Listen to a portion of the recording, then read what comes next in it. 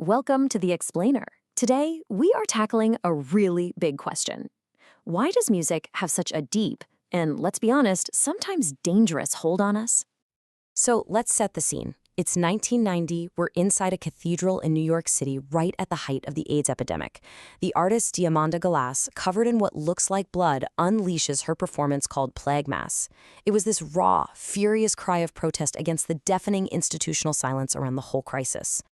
Now, that performance wasn't just designed to be shocking. It tapped into something primal, a power that music holds over all of us, a power that can feel really unsettling, even threatening. It makes you feel vulnerable.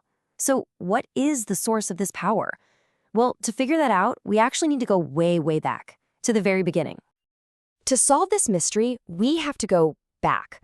I mean, way back, before we were even born, to our very first experience of sound.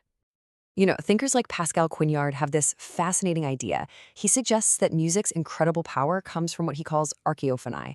These are the original sounds, the muffled, rhythmic, totally incomprehensible noises we all experienced in the womb. That constant resonant hum was our very first connection to the world. And this theory suggests something pretty profound, right? It means music isn't just something we learn to like, it's something our bodies are trying to remember. It's this deep connection to our own origin that, funny enough, also connects us to our inevitable end, our own death. And this idea of navigating the space between where we came from and where we're going, that's absolutely crucial. Thinkers like Deleuze and Guattari argue that music's most basic job is to create territory. Just look at this slide. It starts with chaos, right? Then it organizes that chaos with rhythm. And just like that, it carves out a space for us. A simple song, a national anthem, a protest cry, they all create a world. But here's the thing. If music can build a world, it can also threaten one. And this power to build and, potentially destroy worlds brings us to one of the most controversial case studies you can find on the dangers of music, the composer Richard Wagner.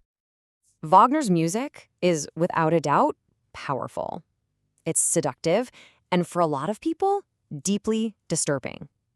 His overt anti-Semitism and the fact that his music was later co-opted by the Nazi regime makes people feel unsafe. As neuroscientist Daniel Levitin puts it, we're just not willing to let our guard down for a mind we find so vulgar and dangerous. So this leads to a pretty deep philosophical divide. The case against Wagner is strong. He's often accused of creating this manipulative mass spectacle. But then you have thinkers like Alain Badiou who offer a defense. They argue that Wagner's work, far from being some kind of fascist monolith, actually has the seeds of modern art planted right inside it. Things like impurity, fragmentation, and metamorphosis. Now, this really complex legacy of using music's power for unsettling ends, it didn't just stop with Wagner. It absolutely echoes today in artists who intentionally weaponize sound and performance to explore modern traumas. Drawing from psychoanalysis, the scholar Elizabeth Bronfen reframes the idea of hysteria, not as a weakness, but as a really powerful artistic strategy. It's a way of using your body and your voice to perform these conflicts and traumas that you just can't put into simple words. And we can see this happening with two very different contemporary artists. First up, there's Kristin Hayter, who performs as Lingua Ignota. Her work really channels that raw fury of Diamanda Galás, creating what she calls survivor anthems. She mixes the sacred, almost heavenly beauty of Baroque music with the absolutely horrifying violence of extreme metal. It embodies this righteous, cathartic cry against abuse. And then, on the complete other end of the spectrum, you have Dorian Electra. They embody these online avatars, like the Joker, using a style some people call cringe pop, to deconstruct toxic online ideologies from the inside. So where Lingua Ignota uses a cry of righteous fury, Electra's main tool is this disarming, ambiguous laugh that just makes meaning itself kind of disintegrate. So, from a primal cry in the womb to a digital laugh online, what have we actually uncovered about music's danger? Well, the final clue, believe it or not, comes from an artist who mastered illusion itself. For the philosopher Simon Critchley, David Bowie was the ultimate teacher. Through his many, many deaths and rebirths, his constant changes in persona, he showed us that behind all of music's powerful masks, there isn't one single solid truth. There's a creative void, what he calls a massively restless nothing. But here's the key. This void isn't empty. It's connected all the way back to those archaeophony, those very first sounds we ever heard, and to our deepest fears of non-existence.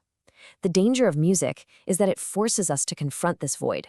It gives us a taste of it, and in doing so, it taps into our desire for the kind of total transformation that both birth and death represent. And that brings us all the way back to our central mystery. Maybe music's ability to destabilize us, to make us feel vulnerable, to connect us to terror and chaos. Maybe that isn't a flaw. Perhaps that is precisely its purpose. And perhaps it's also its most profound, transformative gift.